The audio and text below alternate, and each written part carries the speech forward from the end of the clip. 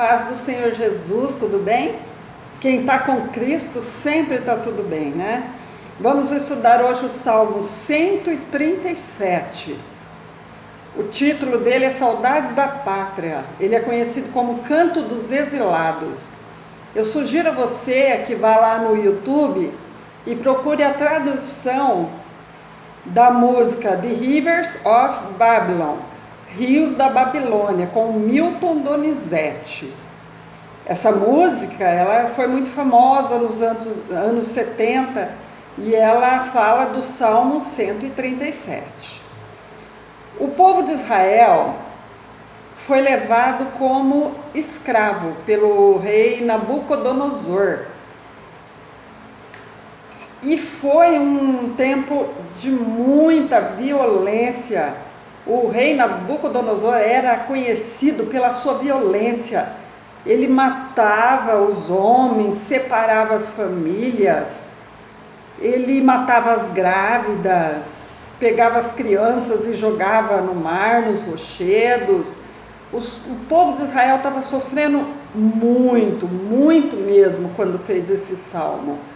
Porém, ele foi avisado, Deus avisou o povo através dos profetas Jeremias, do profeta Ezequiel, que isso ia acontecer. Por quê? Porque eles se afastaram de Deus. Deus fez tantas maravilhas, Deus libertou eles, e mesmo assim o povo foi após outros deuses, se entregaram aos pecados, à idolatria, aos costumes egípcios.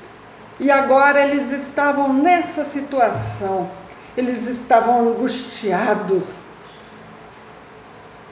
E eles estavam sentados à beira do rio da Babilônia e chorando, lamentando, porque eles estavam sem a presença do Senhor. Então o versículo 1 fala: junto aos rios de Babilônia, nos assentamos e choramos, lembramos-nos de Sião, nos salgueiros que há no meio dela, penduramos as nossas harpas. Portanto, aqueles que nos levaram cativos nos pediam uma canção, e os que nos destruíram, que os alegrássemos, dizendo: cantai-nos um dos cânticos de Sião. Mas como entoaremos o cântico do Senhor em terra estranha? Então eles estavam numa situação tão difícil que eles não conseguiam nem mais louvar a Deus, nem mais adorar a Deus. Eles penduraram as suas harpas.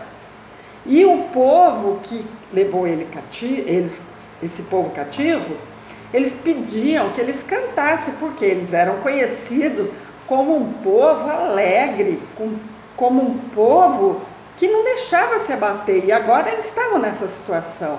Quantas vezes a gente também já passou por momentos, né, de sofrimento, de amargura, que a gente não tinha nem vontade de louvar a Deus, né? Quanta gente já desistiu de louvar a Deus, já pendurou as suas harpas, já desistiu do seu casamento, do seu filho que usa droga, da sua filha que é prostituta, do ministério na igreja, não faz mais a obra de Deus, está sentado lamentando a situação. O povo de Israel estava nessa situação, eles estavam se lamentando, porém o problema deles era tão grande para eles que eles não conseguiam ver nada à sua volta. Eles não estavam num deserto, eles estavam sentados do lado dos rios, eles tinham água em abundância, eles podiam plantar, criar animais, eles só estavam na situação de escravos.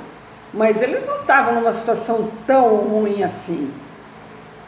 E quantas vezes a gente também foca o nosso olhar só no problema e esquece de ver as bênçãos que nós recebemos de Deus. Olha a sua volta, você vai ver quanta coisa que Deus te deu, né? Quanta coisa que você recebeu de Deus. Nós temos que mudar o foco da nossa visão, ser mais gratos a Deus. Tem muita coisa boa do nosso lado.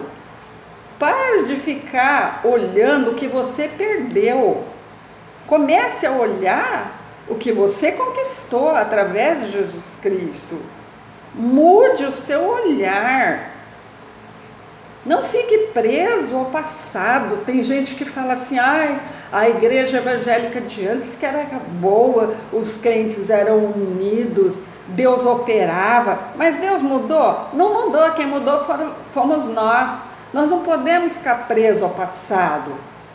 Se a igreja está fria, vamos avivar, vamos orar mais, vamos consagrar mais a nossa vida, vamos louvar, porque a igreja somos nós. Se a igreja esfriou, a culpa também é nossa, nós também esfriamos. Quem fica olhando para o passado, lamentando as coisas ruins que aconteceram no passado, elas ficam escravas da sua própria lembrança. Muita gente perdeu o marido, o filho, faz 20, 30 anos e até hoje está chorando, sofrendo. É lógico que a gente nunca vai esquecer a pessoa que se foi, mas nós não podemos ficar presa a esse fato, a vida continua. Tem muitas bênçãos para receber, tem muita coisa para fazer na obra do Senhor. Deixa o passado para lá. Não fique lembrando de coisas que te torturam, que te entristecem, que te magoam. Lembre-se das pessoas que estão vivas ao teu lado. Elas precisam de você. Não fique sentado se lamentando. Levante-se, segue a vida. Não fica lamentando porque você não tem uma casa, um carro. A felicidade não está nessas coisas. Muita gente pensa assim, se eu tivesse uma casa eu seria feliz. Se eu conseguisse trocar meu carro eu seria feliz. Se eu conseguisse um casamento eu seria feliz. Mas isso tudo é ilusão, não é isso que traz a felicidade. A felicidade é a presença de Deus. O apóstolo Paulo tinha um espinho na carne, que nós não sabemos o que é, mas é alguma coisa que fazia ele sofrer muito, muito mesmo. Ele ficava angustiado e ele pediu para Jesus tirar esse espinho da carne dele. E o que Jesus respondeu? A minha graça te basta. Não importa a situação que você está vivendo, não importa os problemas que você está tendo, o que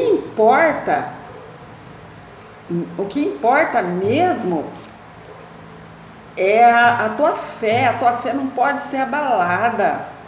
O que importa é você ter a presença do Senhor com você. O que você precisa é ter fé, ter confiança no Senhor, sentir a sua presença, buscar a presença dele. Só a presença de Jesus do nosso lado já é motivo de felicidade. Nós não precisamos de nada disso. Nós temos que ser felizes com Jesus, independente das circunstâncias. A graça de Deus é que nos faz feliz. Aleluias. Aqui o povo esperava que Deus fizesse justiça. O povo ficaria feliz se Deus destruísse os inimigos deles, se Deus pegasse os seus filhos e jogasse nas pedras, como o povo de Nabucodonosor tinha feito com o povo de Israel. Eles desejavam vingança. E não é isso que a Bíblia ensina. A Bíblia ensina a perdoar, a Bíblia ensina a amar até os nossos inimigos. Nós não podemos ficar felizes em ver o nosso inimigo destruído, mas nós temos que orar por eles. Esse negócio assim, Deus vai dar vitória na frente dos seus inimigos, Deus vai colocar você num lugar alto e seus inimigos vão se arrepender e seus inimigos vão ser destruídos. Isso daí não é de Deus. Eu quero ter vitória, mas eu quero que os meus inimigos também vençam, para que eles vejam que o Deus que eu sirvo é grande e que esse Deus pode abençoar eles também. Vamos orar pelos nossos inimigos. Vamos nos levantar, lamentar, chorar, não vai adiantar de nada. Se você ficar sentado chorando, o seu problema vai estar lá. Se você se levantar também, o seu problema vai estar lá. Só que você vai sentir paz. Você vai sentir paz no meio da luta, no meio da tribulação, no meio da tempestade. Não vamos nos desanimar como esse povo fez. Esse povo aqui, eles começaram a se lamentar, mas por causa da situação que eles estavam vivendo. Eles não se arrependeram, eles em nenhum momento assumiram a culpa. Nós estamos assim porque nós abandonamos ao Senhor. Não, eles não reconheceram a sua culpa. Muita gente está sofrendo hoje porque ela está colhendo o que plantou no passado. Quando foi feito o convite para ela receber Jesus, para ela entregar a sua vida para Jesus, ela não quis, ela rejeitou a palavra de Deus. E hoje está aí sofrendo, está colhendo os frutos. Não que Deus castiga, mas a própria pessoa sofre as consequências do seu pecado, das suas atitudes. Então, vamos nos levantar e vamos orar e vamos pedir a presença do Senhor. E aí, mesmo que nós estiver no meio de uma tempestade, a gente vai poder pegar as nossas harpas e vai poder louvar e adorar a Deus. Porque se as coisas estiverem boas, Deus é Deus. Se as coisas estiverem ruins, Deus é Deus. Jó estava naquela situação difícil, estava com uma doença da cabeça aos pés, ele tinha perdido tudo. E a mulher dele chegou e falou assim: você ainda adora esse Deus? Amaldiçoa teu Deus e morre. Mas ele falou assim: no saí do ventre da minha mãe e é nu que voltarei para lá. O Senhor me deu e o Senhor tirou, e bendito seja o nome do Senhor. Bendito seja o nome do Senhor para sempre, independente das circunstâncias. Leia mais o Salmo 137, medite nele, que Deus vai te revelar grandes coisas. Que Deus te abençoe.